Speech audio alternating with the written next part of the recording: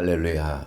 오늘은 시편 62편 1절 이하에 있는 말씀을 통해서 공격 성향으로부터 치유함, 이런 제목으로 은혜를 나누기를 원합니다.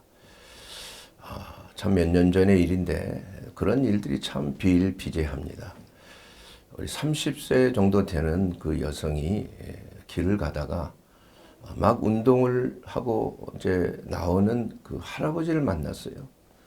근데 그 할아버지를 다짜고짜 그냥 하이힐을 신은 채로 그냥 무릎을 까고 복부를 까고 그냥 핸드백으로 머리를 때리고 그런 일이 벌어졌습니다. 그 CCTV에 그대로 나온 걸 봤는데 참으로 황당한 일이죠. 그 할아버지가 너무나 놀랍고 뭐 어떻게 반응을 해야 될지 그냥 막고 계시는 거예요. 그런데 그 길을 지나가던 또 여성들 둘이가 또 그걸 말리는 겁니다. 그 말렸더니 또 그 여성의 뺨을 후려치고 말이야. 뭐 발로 차고. 뭐 나중에는 이제 경찰차가 3대나 와서 했더니 또 경찰을 또 후려치는 거예요. 참. 그게 도대체 어떻게 그런 일이 생길 수 있는가. 나중에 참 특수폭행 혐의로 그렇게 실형을 아마 살았다고 하는데 너무나 참 그 하는 행동이 용서받을 수 없는 그러한 행동이라. 왜 그런가 했더니 이 세상이 다 귀찮다 이거야, 세상이. 그리고 그 할아버지가 보는 눈이 자기를 멸시하는 눈 같다 이거야. 그렇게 해서 그냥 갑자기 화가 치밀어 올라서 그런 행동을 했습니다. 뭐 이렇게 하는 경우도 있고 또 요사이 일어나고 있는 얼마나 많은 참 끔찍한 사건들이 표현할 수 없는 사건들이 많이 있잖아요. 또 심지어는 인터넷 기사가 마음에 안 든다고 그냥 나가는 기사를 그냥 등에다가 그냥 칼을 꽂아서 참 끔찍한 일을 벌이는 그러한 일도 있고 뭐 비일비재합니다, 그런 일들이. 그래서 사람 만나는 것이 참 두려운 그러한 세상에 살고 있다.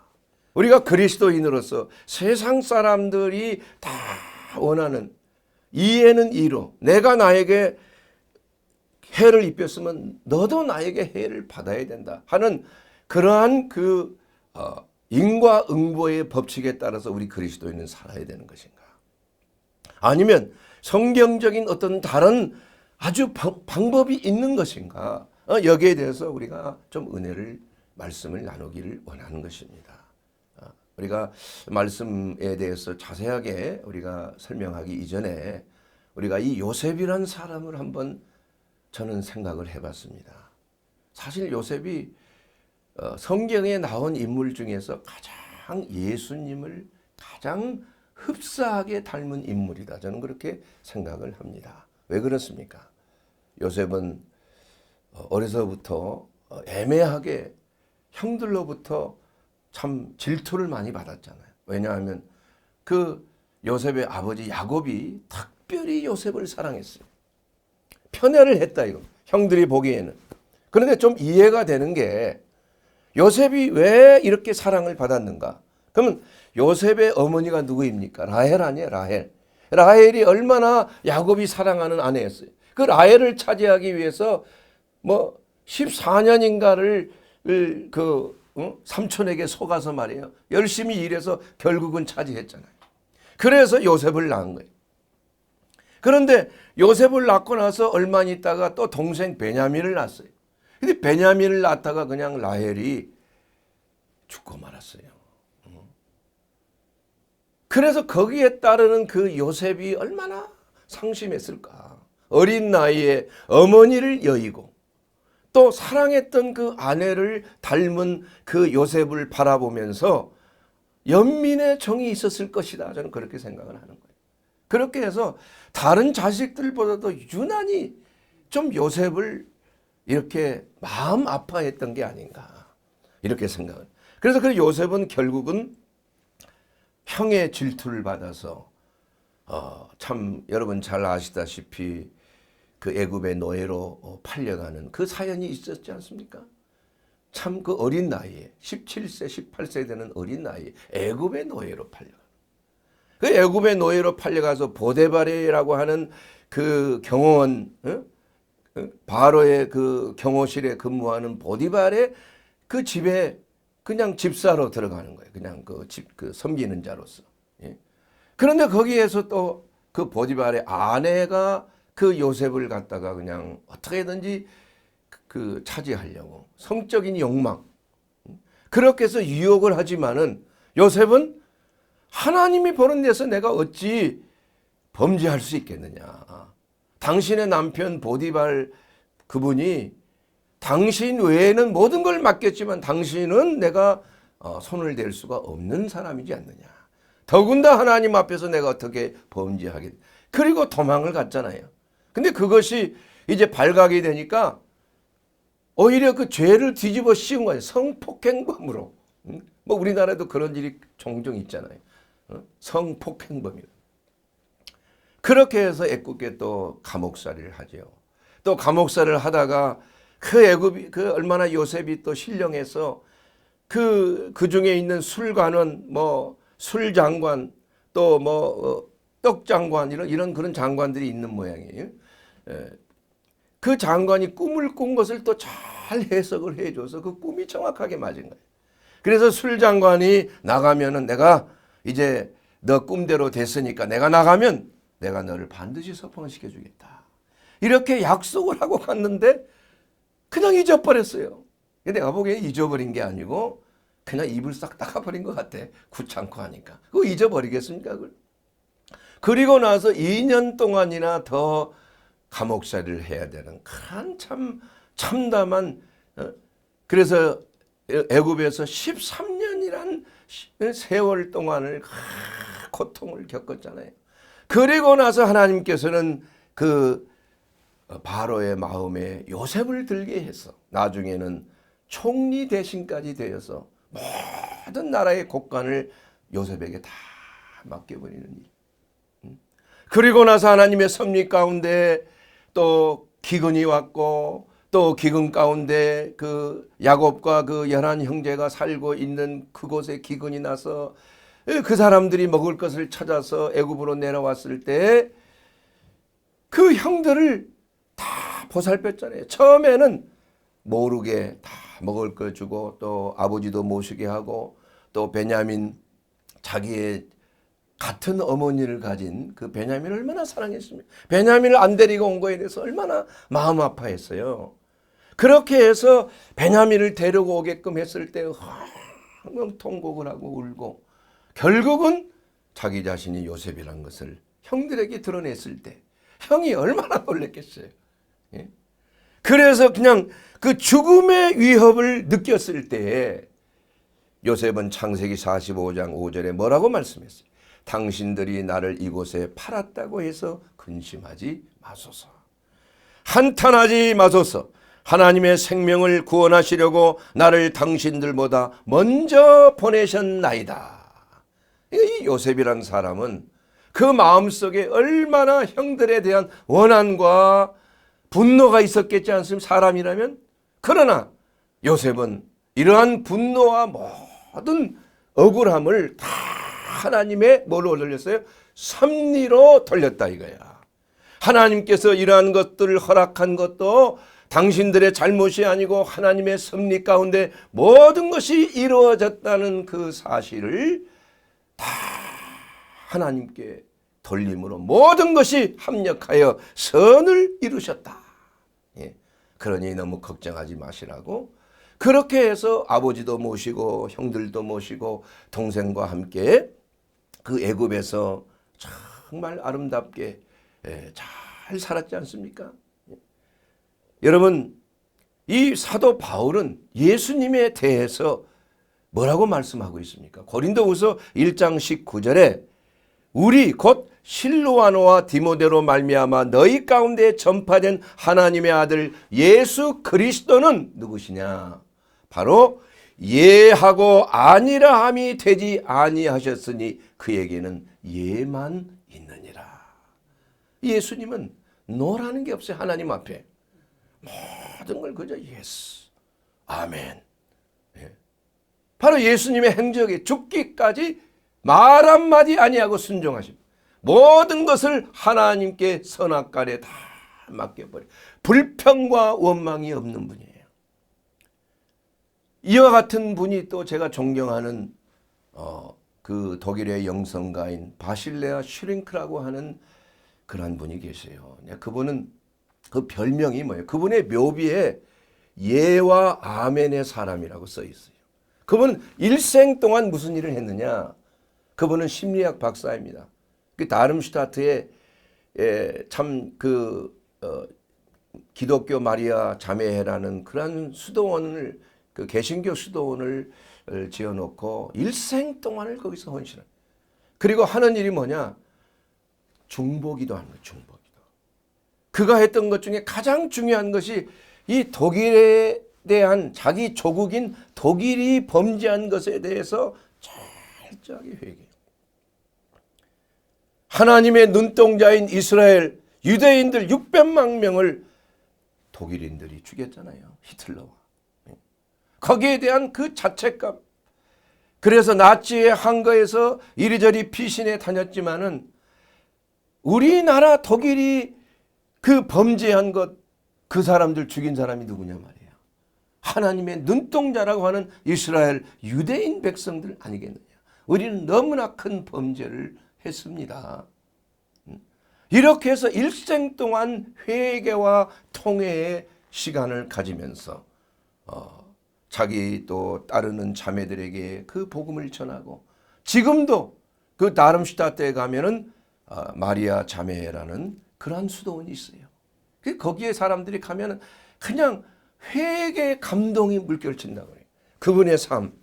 제가 그분의 그 사상과 그분의 그 쓴 책들을 많이 참고하고 있습니다. 그래서 그분은 심리학 박사이면서도 참으로 영성이 탁월한 분이에요. 그리고 일생 동안을 그저 아멘, 예수님이 말씀하시고 인도하시는 거에 완전히 자기 자신을 헌신한 사람. 참 존경할 만한 분입니다. 이와 같이 우리는 우리의 마음속에 담겨져 있는 여러 가지 원한과 아픔과 슬픔과 적개심과 분노와 인간관계 속에서 섭섭함, 배신감, 뭐 이런 것들로 우리 인생 경험이 없는 사람이 어디가 있어요. 다 아픔이 있는 거예요. 그러나 그 아픔이 공격적인 성향으로 밖으로 표출될 때에 엄청난 일들이 일어나는 거 아니에요. 그래서 사람들이 끔찍한 이러한 사건들을 접하게 되는 거 아니겠습니까? 어느 누구도 장담할 수 없어요. 그 마음속에 내재되어 있는 이러한 그 살인적인, 우리는 원래 아담으로부터 이어받은 살인자의 후회, 그게 본능적인 거예요. 그래서 사실은 우리가 남을 사랑하고 이렇게 아끼고 존중하고 하는 사람의 내면에는 살인적인 본능이 있기 때문에 그런 거예요. 그리고 끔찍하게 아주 깔끔한 사람들이 있죠. 아주 너무 깔끔한 사람들. 그 사람들은 사실은 그 내면에 자기의 굉장히 더러운 속성을 커버하기 위해서 그냥 일종의 보상현상으로 그렇게 나온, 심리학적으로 그렇게 나와 있어요.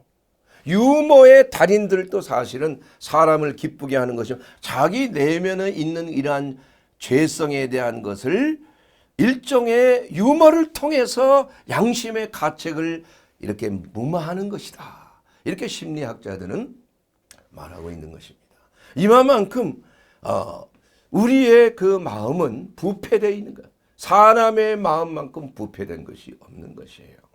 그렇기 때문에 상처받고 아픔이 있고 또한 적개심이 있으면 이것을 어떻게든지 이것을 밖으로 분출하다가 보니까 여러 가지 사건들이 생기는 거라, 이게 사건들이. 근데 그 사건들을 우리가 성경적으로 어떻게 해결을 해야 하는 것인가? 세상에서는 그 프로이드의 이론대로 이 욕구 불만의 문제들을 사회적인 현상으로 해결하기 위해서는 어떻게 해야 되느냐?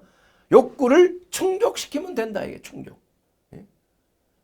성적인 욕구 이렇게 하면 그걸 충족시키면 또 있도록 성적인 개방을 놓자. 뭐 이런 식이에요. 또 어린 아이들이 바라고 원하는 것을 자꾸 때리거나 구속하거나 이렇게 하지 말고 그들의 욕구를 좀 풀어주자.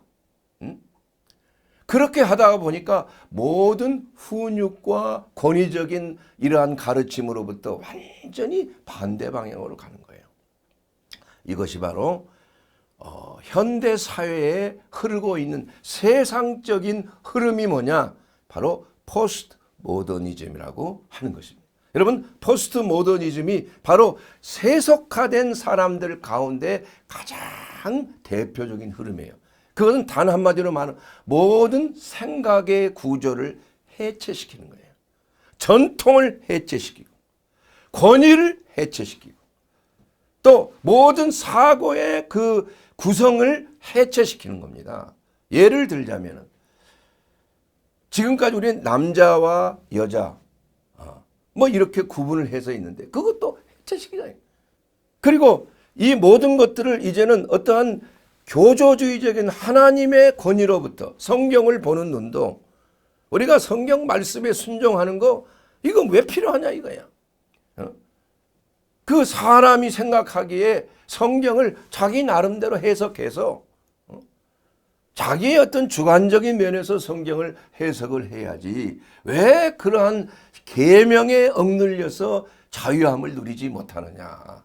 이러한 끔찍한 그러한 그 성경적인 세계관에 대해서 아주 적극적으로 해방하고 반대하는 이러한 탈권위주의, 탈전통주의, 어떠한 그 교조주의 이러한 것에서 1960년도 전후에 생겨난 지금 흐름이에요.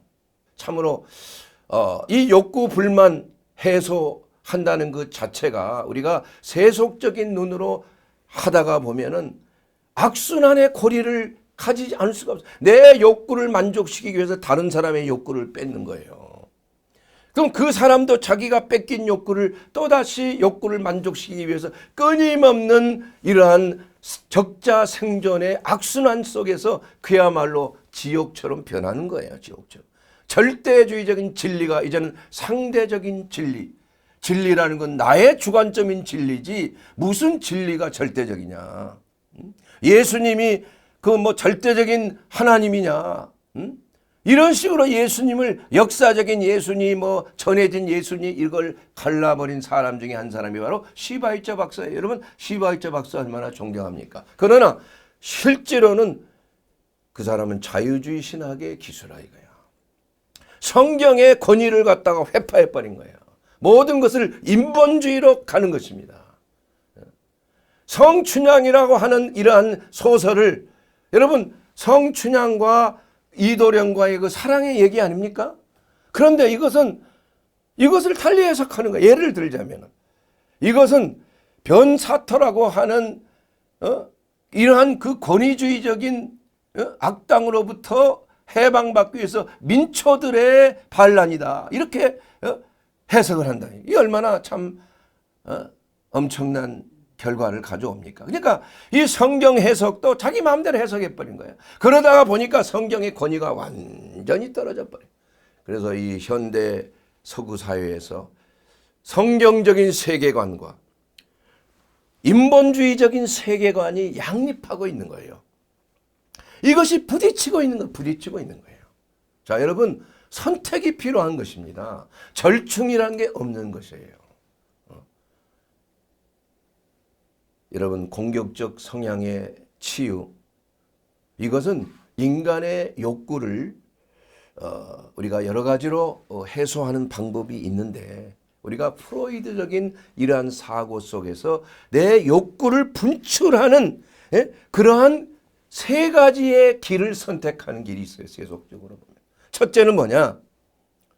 나를 공격한 자에 대해서 내가 원수를 갚는 것이에요. 이거 보편적이 많이 있잖아요. 네가 나를 이렇게 한 대 때렸어?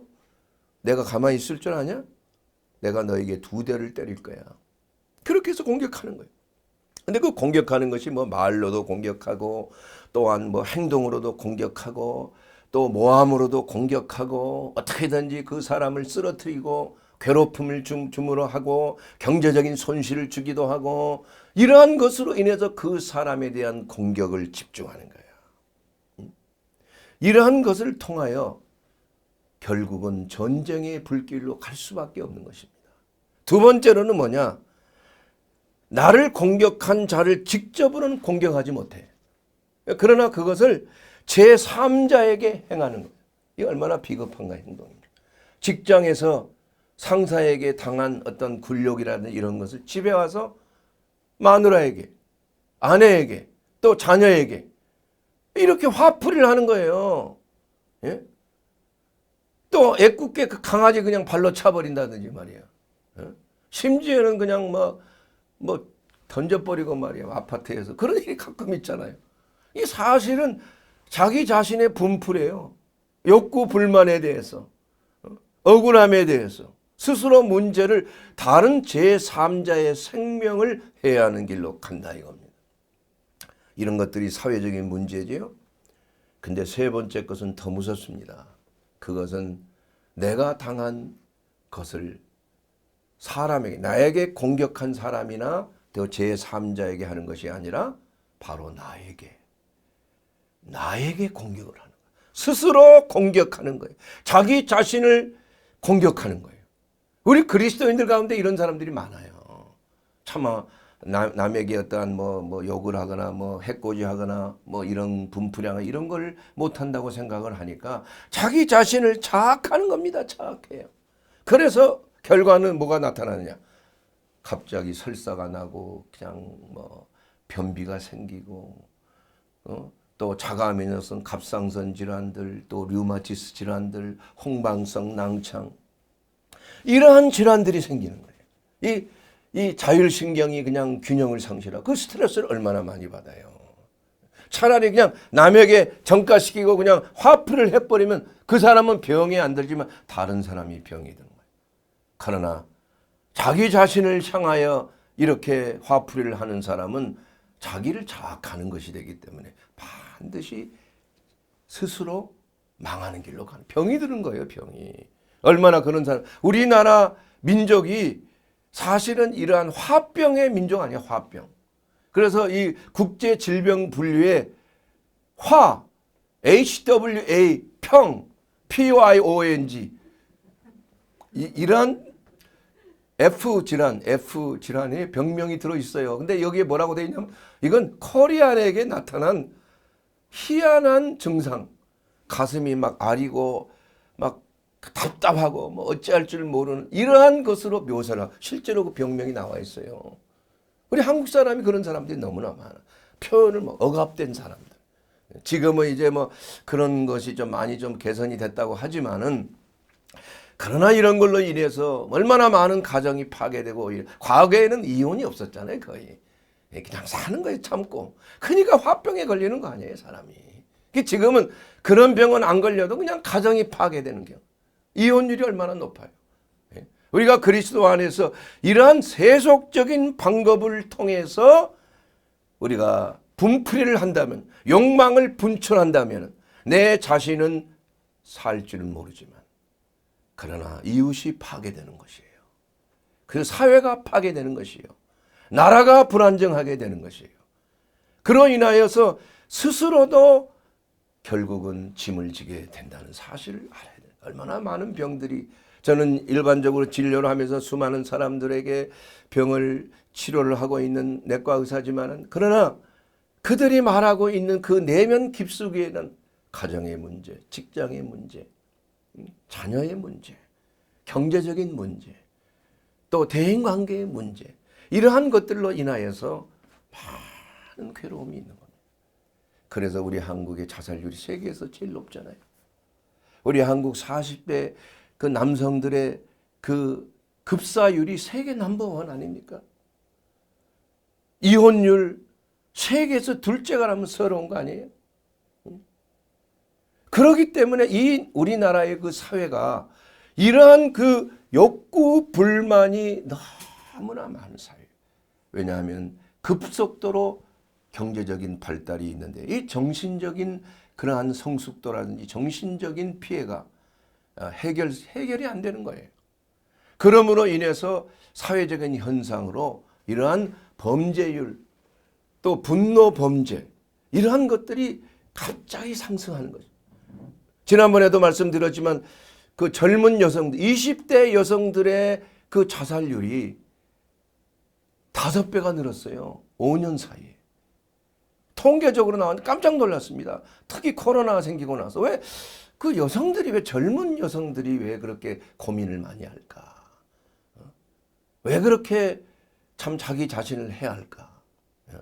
이런 생각을 해 보면서 정말 이 마귀의 역사에 너무 우리가 휘둘려 있구나. 이게 사실은 근본적인 것은 영적인 겁니다. 마귀는 욕구를 이용하는 거예요. 욕구를 통해서 보암직, 먹음직, 탐스러운 것들, 이러한 것들을 추구하는 겁니다. 그 명품 뭐 사기 위해서 막 장사진을 치잖아요. 예? 우리나라 그 사람들만큼 명품 좋아하는 나라가 없어요. 왜냐? 그 명품 쓰면은 말이야, 좀 다른 사람들에게 인정함을 받는 것 같아. 나도 또 자기 만족이 좀 생기는 것 같아. 예? 그렇게 하다 보니까 결국은 그러한 꿰매에 빠지는 것, 미혹에 빠지는 것입니다. 마귀의 미혹이에요. 그래서 항상 그 선악과를 따먹도록 하는 것 그 자체가 바로 미혹이에요.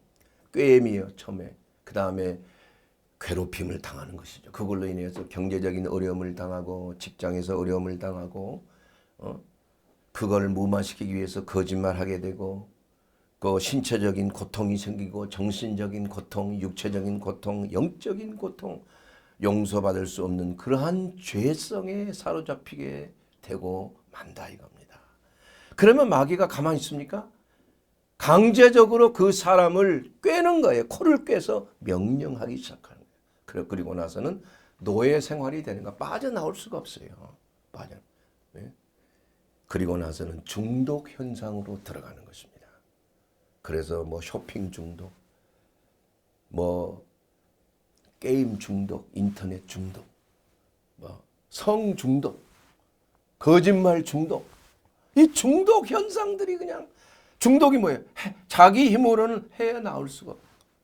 이게 마귀의 꾀민. 결국은 그 사람을 더럽히고 인생을 망가뜨리는 겁니다. 여러분, 우리가 이러한 궁극적인 이러한 욕구 불만의 문제로부터 해결할 수 있는 유일한 길은 네 번째예요. 그것은 바로 하나님을 통한 방법이라. 이걸 제가 설명드리려고 하는 것입니다. 어떻게 하나님의 방법이 오늘 이 말씀에 나와 있는 것입니다. 너희 내 영혼아 잠잠히 하나님만 바라라. 나의 구원이 그에게서 나오는도다. 시편 62편 1절에 있는 그 말씀 아니에요. 여러분, 하나님이 해답이세요. 우리는 세상적인 이러한 방법, 남에게 공격하고 제3자를 공격하고 내 자신을 공격하는 것 대신에 하나님께 모든 것을 다 내어놓는 거예요. 너희는 여호와 앞에 내 마음을 토하라. 하나님은 우리의 피난처시라. 우리의 마음을 하나님 앞에 다 쏟아내는 것. 그러기 위해서는 여러분, 하나님은 실존하시는 하나님, 살아계신 하나님, 말씀하시는 하나님, 우리를 치료하시는 하나님, 우리 가운데 모든 것을 베푸시는 하나님, 모든 필요를 채우시는 하나님이에요. 우리에게 참 만족을 주시는 유일한 분은 예수 그리스도 안에 있는 것입니다. 우물가에 있는 그 여인의 그 성경에 기록이 있지 않습니까? 그 여인은 남편을 4명이나 바꿨어. 근데 사실 남편도 아니야. 이 남자하고 같이 살다가 저 남자에 살. 또 이 남자에 좀 마음에 안 들면 또 다른 남자 바꿔보고. 이렇게 해서 살았지만 만족이 없는 거예요. 그래서 예수님이 뭐라고 말씀하셨어요? 네가 너에게 주는 물은 다시 목마르지만 내가 너에게 주는 물은 영원히 목마르지 아니하리라.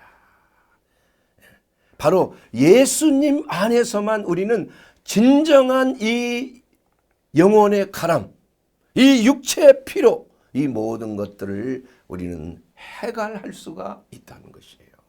이것이 바로 핵심적인 포인트인데, 그러기 위해서는 하나님을 바라봐야 돼요. 믿음으로 바라봐야 돼요. 하나님께 간구함으로 바라봐야 돼. 상한 심령을 가진 자, 또한 마음이 가난한 자, 심령이 가난한 자는 천국이 저희들 것이며, 마음이 가난하지 아니하면 하나님을 향하여 내가 거지와 같은 마음으로, 마틴 루터가 항상 하나님 앞에 그의 서재에는 Ich bin Beggar, 베틀라 이렇게 말해요. 나는 거지입니다. For God, 하나님 앞에. 이러한 마음을 가지고 신앙생활을 하는 자는 영생수를 받는다 이겁니다. 참 생명수를 얻는다 이겁니다. 하나님은 살아계신 하나님이에요. 예수 그리스도는 어제나 오늘이나 영원토록 동일하신 살아계신 하나님이에요. 우리가 믿음으로 그 주님을 바라보고 주님 앞에 나가서 내 안에 있는 모든 염려를 다 토쳐내버려요. 모든 염려를 다 주께 뭐하라? 맡겨버리라. 베드로전서 5장 7절에 있는 그 말씀을 통해서 그 버리라는 그 말은 던져버리라는 얘기예요. 캐스트. 캐스트란 말은 마치 그 피처가 말이에요.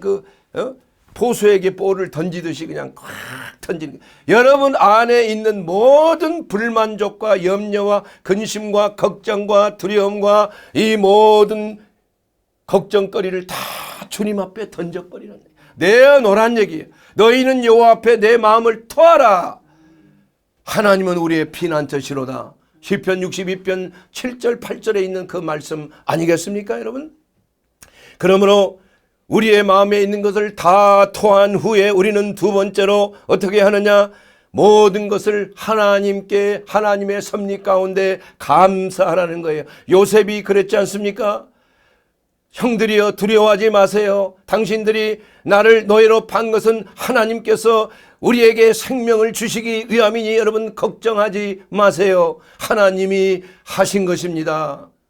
이렇게 하나님께 모든 것을 맡겨버리고 그 섭리 가운데 모든 것을 내 마음을 뭐예요? 비우는 것입니다. 여러분, 나를 비우는 거예요.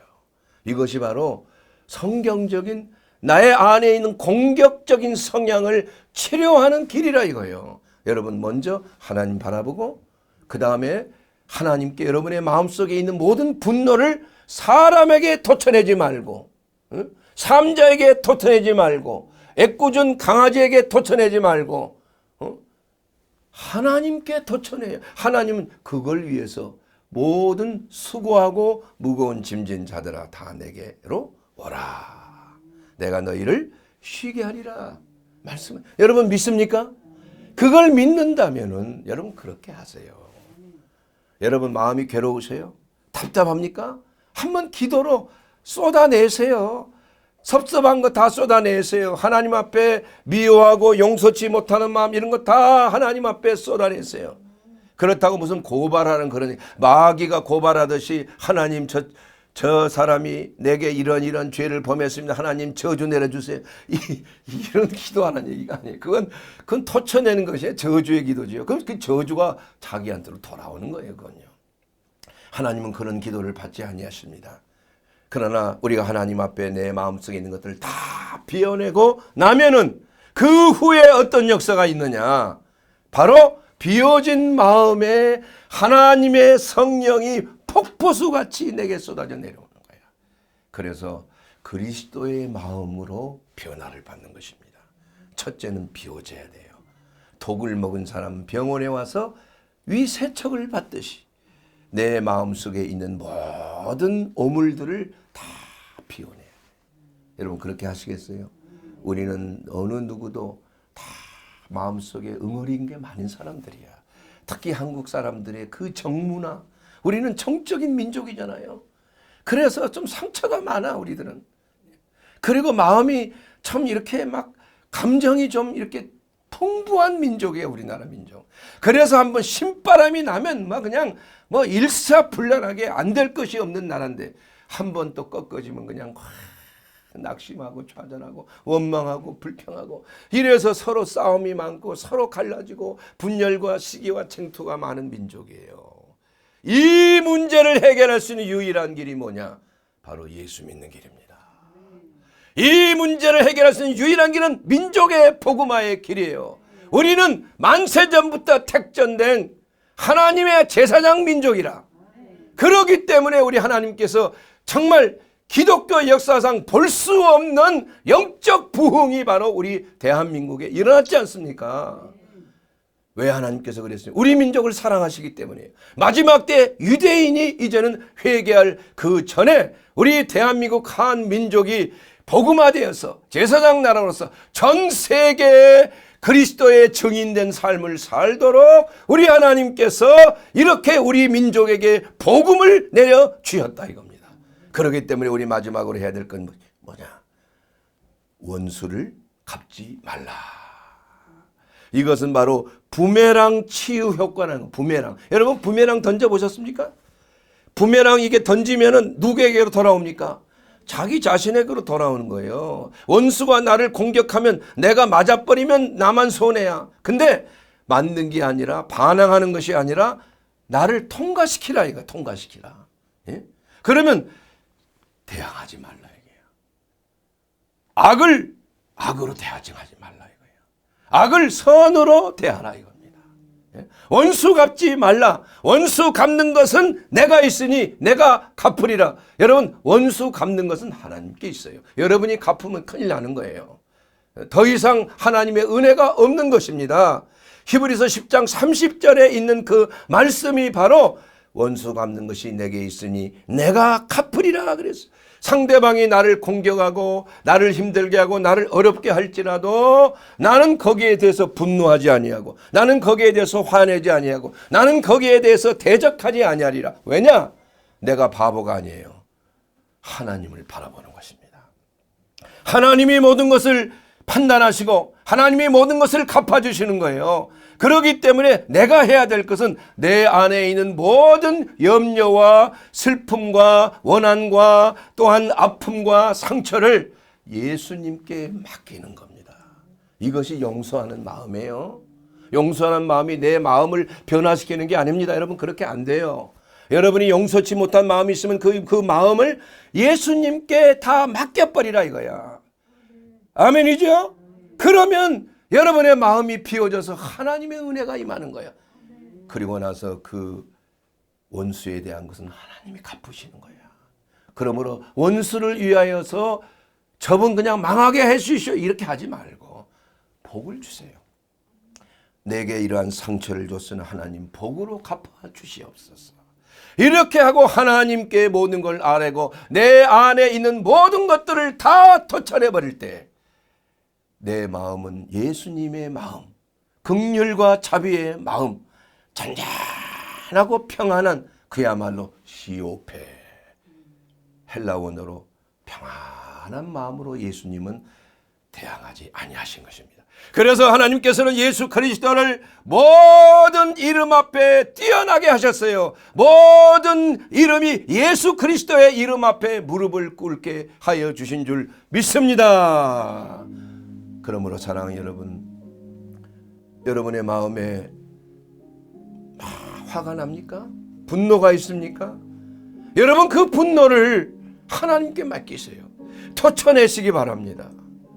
하나님은 여러분의 모든 형편과 처지를 아시고 우리의 모든 죄악과 허물을 다 용서하신 하나님이기 때문에 수고하고 무거운 짐진 자들아 다 내게로 오라. 내가 너희를 쉬게 하리라 하셨습니다. 우리의 공격적인 성향, 우리의 마음속에 있는 이러한 화와 분노를 하나님은 알고 계세요. 여러분 이 화와 분노를 하나님께 터쳐내기를 주의 이름으로 축원합니다.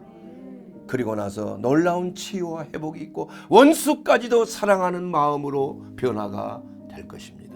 이것이 바로 그리스도 예수의 마음이에요. 예수님의 마음은 자기를 비워 하나님의 형상이지만 하나님 앞에 종으로 오셨다 이거야. 우리의 마음은 종의 마음, 하나님을 바라보는 마음. 내 영혼아 왜 근심하고 걱정하는가? 너는 여호와 하나님을 바라보라. 나의 구원이 그에게서 나오는도다. 사랑하는 여러분, 예수님은 우리의 구원주이십니다. 예수 그리스도를 나의 하나님, 나의 구주로 믿는 자에게는 참으로 우리 주님의 은혜가 넘쳐나는 거예요. 용서의 은혜가 넘쳐나는 것입니다. 그리스도의 평안이 넘쳐나는 것이에요. 왜냐? 내 마음이 비워졌기 때문에, 주님께서 내 마음을 다 짊어지셨기 때문인 것이에요. 그러므로 진정한 평안과 기쁨이 그리스도 예수 안에서, 예수를 믿는 자에게, 모든 것을 예수님께 맡기는 자에게 우리는 평안한 길을 갈 수가 있습니다. 공격적인 성향 여러분 주님께 맡기십시오. 그러면 주님이 다 책임져 주시고, 우리의 어미소 되신 예수님께서 우리와 함께 멍에를 메고 가신다면 우리는 평안히 주님과 함께 갈 수가 있습니다. 그 길은 바로 천성의 길이요, 그 길은 바로 진리의 길이요, 그 길은 바로 천국으로 향하는, 하나님의 나라로 향하는 영원한 생명의 길이 되는 줄로 믿습니다. 주 예수를 믿으십시오. 그리하면 여러분과 가족이 구원을 받습니다.